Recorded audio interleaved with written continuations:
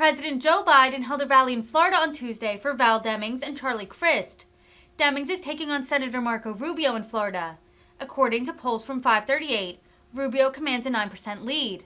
This comes while Charlie Crist is taking on Governor Ron DeSantis. According to polls from 538, Governor DeSantis commands an 11% lead in the race. Biden referenced Val Demings' time as Orlando chief of police, saying she, quote, put her life on the line to serve and protect the people of the state. Biden also highlighted the infrastructure bill that was passed in the Senate. He said it was responsible for millions in funding for the Port of Miami, and then took a shot at DeSantis, saying, quote, I'm sure your governor will take credit for the port's improvements.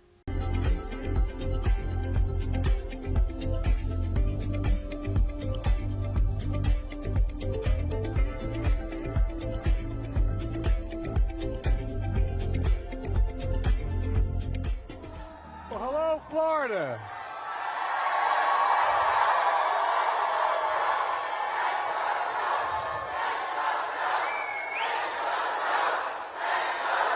Well, thank you. And you've been, well, as my mother would say, God love you all. You got caught in the front pew, no way to stand, huh? Well, God love you. Well, thank you very much. Look, Macarena, thanks for that introduction. It's great to be at Florida Memorial University, one of the nation's great HBCUs. I'm a big fan of HBCUs. I got my start at one of those other HBCUs, Delaware State University. Okay, that's pretty good, man. Anyway. Anyway, look. You know, talking to students about my administration's plan to provide student loan relief for working and middle-class folks. Talking about my historic commitment to HBCUs that included $5.8 billion in investment in HBCUs. Well, let me tell you, one of the great ways to honor HBCU's legacy is to vote, vote, vote. Look, you can do it. I'm telling you, you can make the difference. Last time I was in Florida was almost a month ago, just after Hurricane Ian hit. We surveyed the damage on the ground in Fort Myers and the surrounding community areas by helicopter. The damage and destruction was historic and horrific. It was almost unimaginable. And I said then, it's going to take not weeks and months, but years to fully recover and rebuild. But I gave the people of Florida my commitment to this country's commitment that you will not go through this alone. We ain't going home. My administration has been following through on those commitments to get the people of Florida what they need as fast as we can and help you rebuild. So far, $1.7 billion in assistance has gone to this state. We've set up 23 disaster recovery centers where survivors can register for help, and FEMA has performed over 180,000 home inspections. The U.S. Small Business Administration has approved another $460 million for low-interest loans to business owners, renters, and homeowners. And like I said, this is just the beginning of our effort. We'll be with you every step of the way. We're not going home. Folks, it's great to be with the next governor of Florida, Charlie Crist. And great to be the next U.S. Senator, Val Demings. I know them both really well. Charlie's a guy you know and trust. He's always working with you, fighting for working families like yours. He was a great governor before, and he'll make an even greater governor again because of who he's going to be replacing. Folks,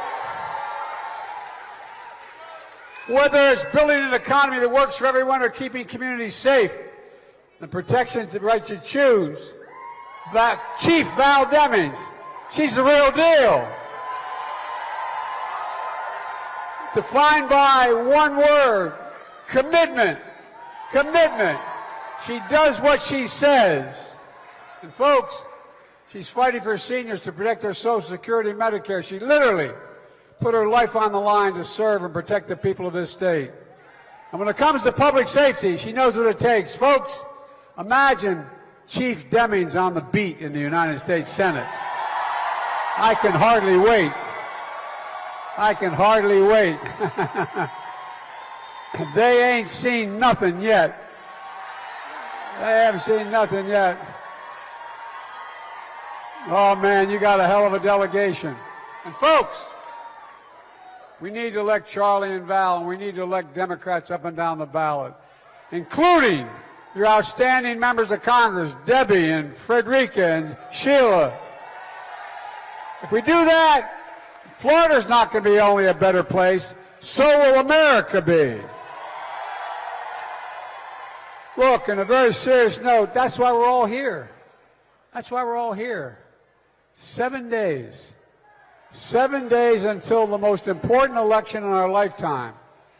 You've heard me say it before, we're at an inflection point in history. It comes about every 5 or 6 generations. So much has changed in America and around the world that the decisions we make, the decisions you make over the next 2 to 3 years are going to determine the fate of this country, not a joke, for the next decade to 2 decades. There's a lot at stake, but so much opportunity. Put the paper down. I'm not coming and getting it, okay? All right? She's holding up a paper for you. She wants to send me a letter here. Well, look, let's be real clear about one important thing. This election is not a referendum. It's a choice.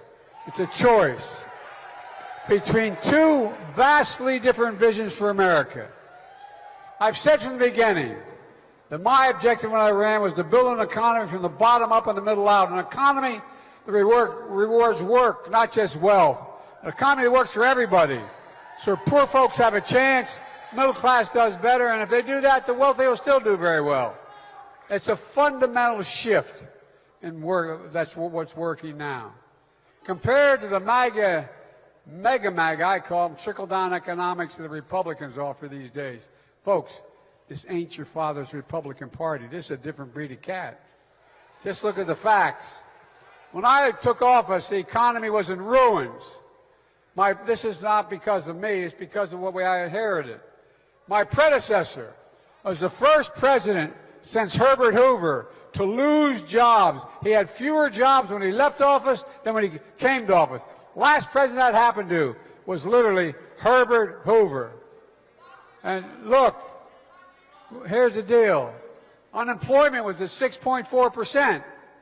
Hundreds of thousands of small businesses had gone out of business, closed, bankrupt. But today we're in a better place. 10 million jobs created since I took office. A record in any administration. And over 700,000 manufacturing jobs with good pay. Where's it written that we can't be the manufacturing capital of the world?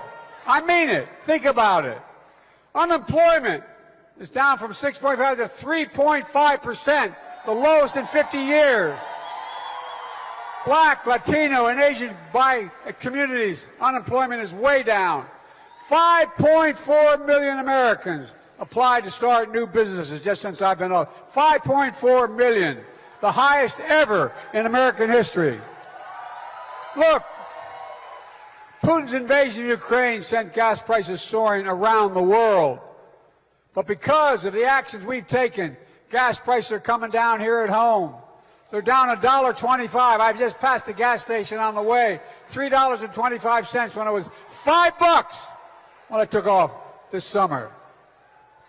Ladies and gentlemen, here's the deal. It's a difficult time. Americans across the country have stepped up and are doing the right thing. But not everyone. The oil industry is not doing the right thing. They haven't met their commitment to invest in America and support the American people. One by one, major oil companies have reported their profits for the last 2 quarters. I mean, profits so high it's hard to believe. Last week, Shell Oil announced that it made $9.5 billion in profit in 3 months, the third quarter. 9.5. That's almost twice as much as they made in the third quarter of last year. Exxon's third quarter profits were $18.7 billion. Nearly triple what Exxon made last year. The most it's made in its entire 152-year history. In the last 6 months, while the rest of the country is going through hell, 6 of the largest oil companies made more than $100 billion in profits. $100 billion in less than 200 days. It's outrageous. And these companies are taking the average profits they've been making by refining oil over the last 20 years. If they were doing that instead of the outrageous profits they're making today, they could pass on the rest of us, the consumers. The price of gas would be down another 50 cents. They're the facts. Instead, they're buying back their own stocks because that's how the CEOs get paid. They're giving the profits to shareholders, outrageous profits, and the windfalls of war. Yesterday, I made it clear the industry has a choice. Either begin to invest in America or pay higher taxes on your excessive profits and face other restrictions. You know, it's amazing. Even though my Republican friends in Congress seem to be hoping for a recession, the last week's GDP report came out. You know what it shows? The economy is in fact growing. In fact, the economy grew 2.6% last quarter. And although it may not feel that way, people's incomes went up the last quarter more than inflation. Economic growth is up. Price inflation is down. Real incomes are up. And gas prices are down. But here's the most important thing to me. Exports, what we make and export from America, are up, meaning we're making things again here in America. And today we're shipping products overseas instead of shipping jobs overseas, like we've been doing for much too long. You got it. There's nothing we can't do. And here's another thing. My predecessor, he promised to have an infrastructure week. For 4 years he promised infrastructure. It became a laugh line. Well, guess what? We're creating infrastructure decade. We're going to build America the way it should be built. Create once-in-a-generation investments in our nation's roads, highways, bridges, railroads, ports, airports, water systems, high-speed internet. And by the way, that includes a $16 million grant to the Port of Miami, which I'm sure your governor will take credit for somewhere along the line, to expand and upgrade its rail and cargo gates to make the port more efficient. Val Demings voted for it. Her opponent voted against it. The American people are beginning to see the benefits of an economy that works for them. Families have more net worth than they did before the pandemic. Fewer families are behind in their mortgages, their credit card bills, and before the pandemic. And importantly, more Americans have health insurance than before the pandemic. And you know, we pay the highest prescription drug prices of any country in the world. Same manufacturer, same drug. You buy it in Miami and you buy it in Paris, and it costs considerably less if you buy it in Paris. By the same exact drug, the same manufacturer. And ladies and gentlemen, so without a single Republican vote in Congress, guess what? We Democrats took on and beat Big Pharma. For the first time, I've been trying for a year, we beat them. We flat beat Big Pharma. They spent millions of dollars trying to prevent it. I'm serious. I've been fighting these guys for a long time, man. Finally, with every single Democrat voting with us. And by the way, you know what one of the results is? We're capping out-of-pocket costs for prescriptions for seniors to $2,000 a year. Guess what? No matter whether they're paying $10,000, $12,000, $14,000 a year as they are for some cancer drugs, they're not going to have to pay a single penny more than $2,000 a year, period. And by the way, one more thing. If Big Pharma continues to raise drug prices faster than inflation, guess what? They're going to have to write a check to Medicare to cover the difference. No, that's the law. That's the law. By the way, last year, Big Pharma raised the price of 1,200 drugs they manufactured faster than the rate of inflation, and they didn't do a damn thing to make the product better. Same exact product. We're going to put a stop to that, I promise you. And one more significant change we just made. We're capping the cost of insulin for seniors on Medicare. You know how much it costs to make that insulin? The guy who invented it didn't patent it because he wanted it available for everybody. It cost $10 to produce it. And you know what the average price they're paying for it? $400. Well, guess what? They can't pay any more than, they can't get any more than $35 now. They'll make a good profit, no more. Instead of paying $400 a month. Folks, this can be a lifesaver for people. And I'm going back to make sure it's $35 a month for not just people on Medicare, but for every single American. I promise you, not a joke. I'm going to give more than hell. And on top of these actions, earlier this month, we lowered the cost of hearing aids. You know what? We made them available over the counter. Places like Walgreens and Walmart, saving $3,000 a pair. Hear me? For millions of Americans with hearing loss. If I don't stop talking so loud, you're all going to have hearing loss. And on top of that, I'm going to do away with hidden, unfair fees known as junk fees, like surprise banking overdraft. You overdraft and you get another bill for $35. No more. Excessive credit card rate fees you didn't know about at $50. No more.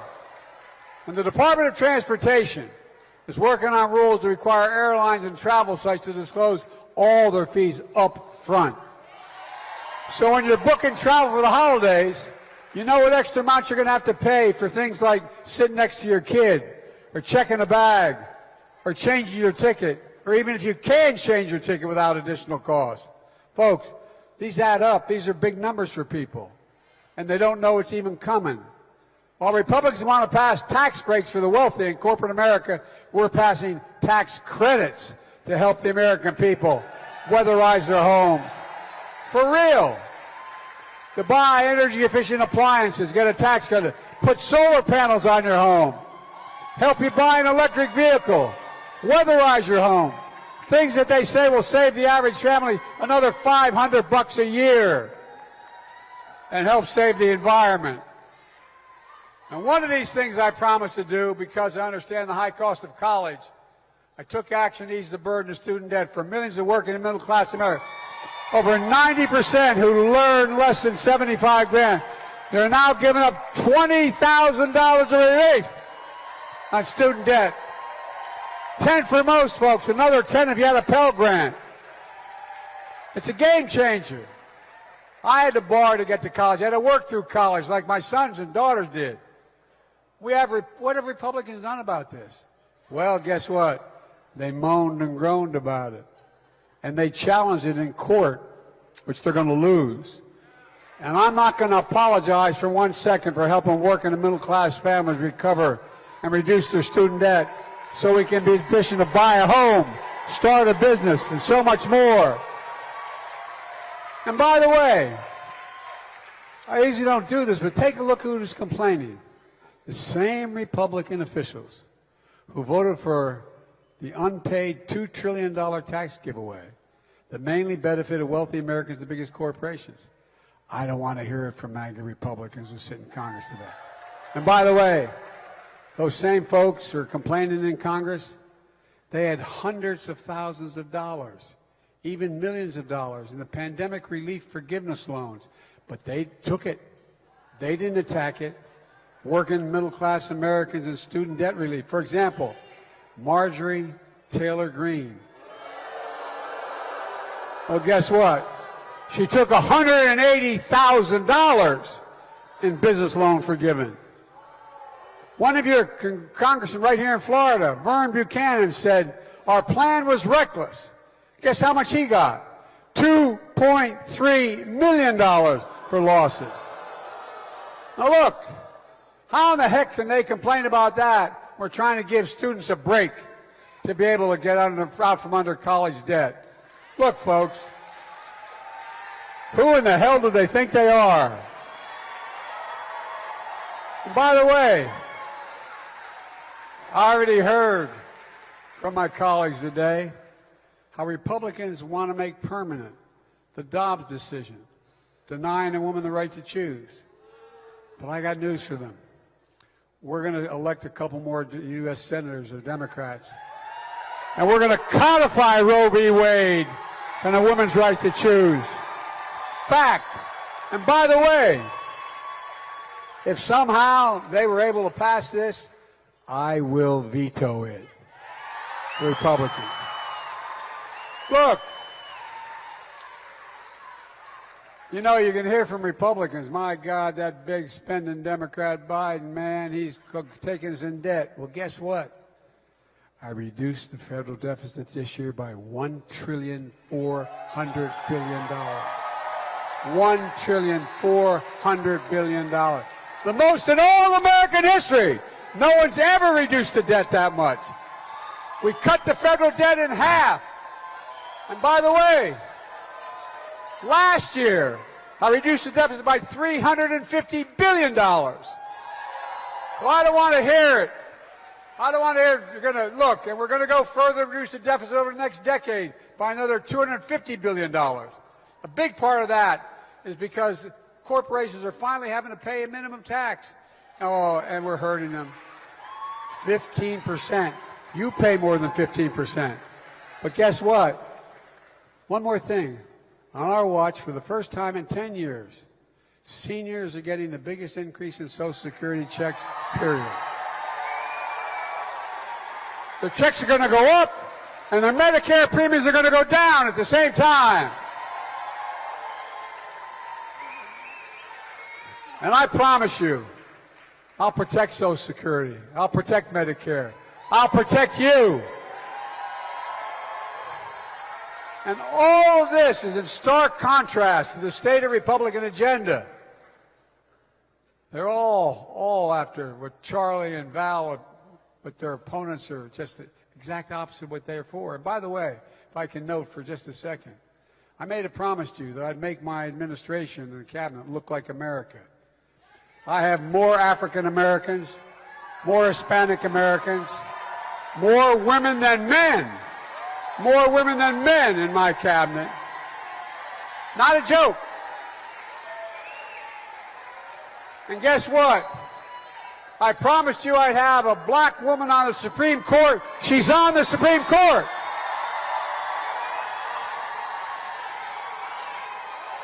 And she's smarter than the rest of them. Look, I have appointed more black women to the appeals court. No, hear me out. More black women to the appeals court of the federal courts than every other president combined in American history. It's about time. It's about time. And folks, it goes across the board. For Hispanic Americans, Asian Pacific Islanders, oh, look, we have to have, and I've been arguing this for a long time, we have to have my administration and this government look like America. Look like America. That's why we're so strong. That's why we're who we are. And folks, by the way, I might note parenthetically, the more valedictorians in the major universities in America are women than men. Just a little thing. I went to the same university as my sister. I graduated. She graduated with honors, you know? Oh, you think I'm kidding? I'm not. Look, folks, Kevin McCarthy, he's the leader of the Republicans in the House of Representatives. Okay? The Republicans have they're saying it out loud now. They're saying what they want to do. Thank God for small favors. And here's what they say. He says their number one priority is to do the following: deny Medicare the right to negotiate drug prices. Oh, I'm serious. He wants to give the power back to Big Pharma so they can continue to rip us off with prescription drug prices. He wants to end the cap on prescription drug costs at $2,000 on Medicare. Gone. Gone. $35 a month cap on insulin for seniors. Gone. Savings on health care premiums of $800 for millions of Americans on the Affordable Care Act. Gone. And, of course, they're still determined to repeal the Affordable Care Act overall, which means that anyone with a pre-existing condition would lose any access to health care. Folks, these protections are gone as well if the Republicans get their way. And look, tax credits for lower energy bills, gone. And the corporate minimum tax of 15% I signed into law, gone. Under the Republican plan, many of the biggest corporations will go back to paying zero taxes. Now, I think I'm making this up. It's a fact. In 2020, 55 of the Fortune 500 largest corporations made $40 billion in profit, and they paid zero in federal tax. That's their plan. It's reckless, it's irresponsible, it will make inflation worse, and it will badly hurt working class and middle class Americans. But that's not all. They're coming after your Social Security and Medicare, and they're saying it out loud. Your great Senator Rick Scott here in Florida. He's in charge of electing Republicans to the Senate. He laid out their plan clearly. He put Social Security and Medicare on the chopping block every 5 years. This means, listen closely to this, because it's deadly earnest. It means every 5 years, Congress will vote to cut, reduce, or completely eliminate Social Security or Medicare. If they do nothing, it goes out of existence. Not a joke. Then along came Ron Johnson, Wisconsin, the senator. He wants to do Scott one better. The argument among the Republicans is, should it be every 5 years or every single year? He thinks waiting 5 years is too long. He thinks Social Security and Medicare should be in the chopping block every single year. If Congress doesn't vote to keep it, the program goes away. This is not a joke. It's not just Social Security and Medicare. He wants to put veterans benefits, everything in the federal budget on the line. You know, to digress just a second, I lost my son not long ago. He was the Attorney General. He was a major in the United States Army, won the Bronze Star, the Conspicuous Service Medal. And because his hooch where he lived in Baghdad was next to a burn pit, just like those folks in 9/11, you know, that were exposed to all that toxic smoke. Well, guess what? They burned everything in those burn pits, from oil to human feces to everything. And he breathed that in for a year, and he died. More people are coming home with brain cancer. Glioblastoma is a death sentence. He made it for 19 months when he got home, but that was it. And guess what? We had a thing that was to make sure I made a commitment in my State of the Union that we take care of our veterans. Only truly, by the way, we have a lot of obligations, but it's the only truly sacred obligation we have, to equip those we send to war and care for them and their families when they come home. And guess what? We had to fight like hell to get it passed. And not all Republicans voted for it. It provided for health care for those veterans who were going through it, just like Agent Orange. And it also said those who died, their families could get financial help for that. Well, ladies and gentlemen, this is what we're doing. And now they're saying, these guys, they're saying they're not going to cooperate. They're not going to cooperate. If I don't agree to cut Social Security, Medicare, and other things, they're going to shut down the government, they say. At the end of the year, I know this is complicated stuff, but at the end of the year, every year, we have obligations of debt around the world. And we've never missed a payment, never once, not once. If we did, it would send the economy into a tailspin and a gigantic recession. Never once in all our history. You know what they're telling me? Unless I vote to reduce the benefits of Medicare and Social Security, they're going to threaten to take the country bankrupt. No, think about this. I mean, no, just think how totally irresponsible this is. The last time that happened, remember, McConnell tried to do it when Barack was president. I was vice president. I negotiated with him until late the New Year's Eve day, late that day, before we got to a place where he finally gave in, and we didn't renege on the debt. But guess what happened? We came so close. Remember, they reduced our standing, they reduced our credit standing in the world, and we had real problems. Even just the threat makes the rest of the world look at us like, what in God's name is that country doing? So, folks, they're being completely, thoroughly, totally irresponsible. And here's the deal. Nothing will create more chaos and more damage to the American economy than this. And folks, but their extremism isn't limited to social programs in the economy. They're coming after your right to vote and who can get to count the vote. No, for real. You got 350 so election deniers on the ballot on the Republican ticket. No, this is really deadly earnest, man. Democracy is on the ballot this year, along with your right to choose and the right to privacy. The bottom line is this. If Republicans gain control of the Congress and pass a nationwide ban on abortion, I'll veto it. But if Val Demings and more Senate Democrats get elected to keep control of the Senate and the House, we're going to codify Roe v. Wade in January. Make it the law of the land. Look, let me close with this. You've been a very patient audience, especially standing there all this time. It's been a rough 4 or 5 years for hard-working Americans. For a lot of families, things are still tough. When things like this happened when I was growing up, we weren't poor. My dad, his greatest regret, he didn't have a college education. But he was a sophisticated man who read well, and he was really informed.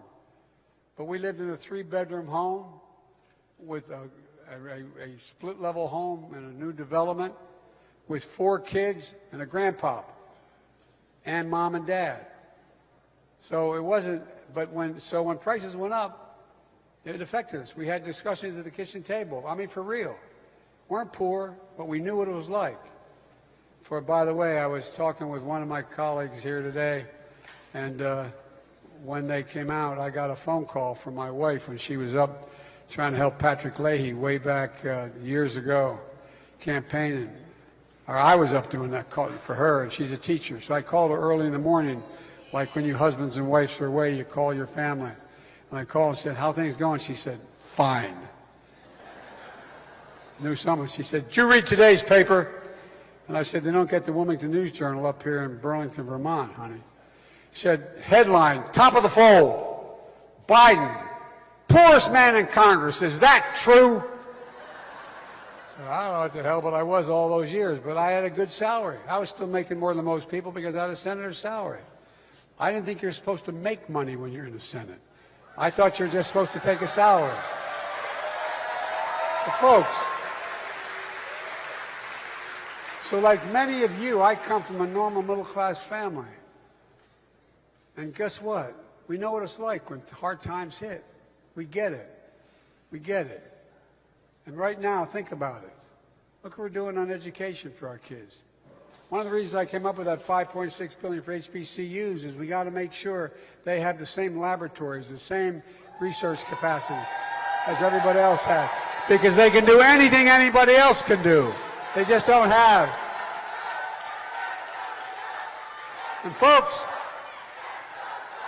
one of the reasons why we led the world for so long, we were the first nation in the world to provide universal education, grades 1 through 12. Well, if anybody think if we were doing it for the first time now in the 21st century, going into the 20th, from the 20th century going into the second quarter of the 21st century, that we'd say 12 years is enough? Think 12 years is enough going into 20, 30, 40, 50? I don't think so. That's why we should have free early education at age 3. And that's why we should have 2 years of community college free. It makes us, these things make us stronger. So look, folks, there are bright spots where America's reasserting itself. We made enormous progress in just 20 months. We have so much more to do. Everything is at stake in just 7 days, God willing, for the state and this country that we love. So I call on Democrats and mainstream Republicans and independents to come together. We can meet the moment together. I truly believe we're just getting started. I've never been more optimistic about America's future than today. We just have to remember who we are. We're the United States of America. And there's nothing beyond our capacity. So vote. Get out to vote and win. Vote, vote, vote. May God bless you. May God protect our troops. God love you all. I mean it. Let's go. Let's do it. No excuses. Thank you.